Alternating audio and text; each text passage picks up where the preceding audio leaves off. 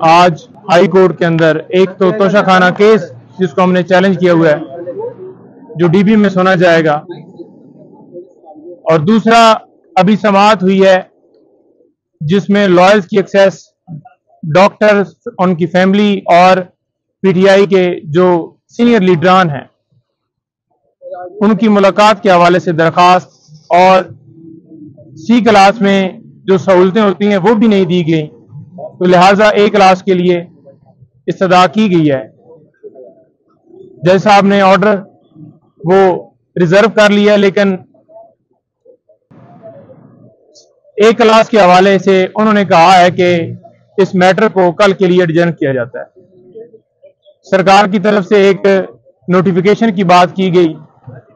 کہ federal government کی منظوری سے یہ باقاعدہ ہوا ہے، حالانکہ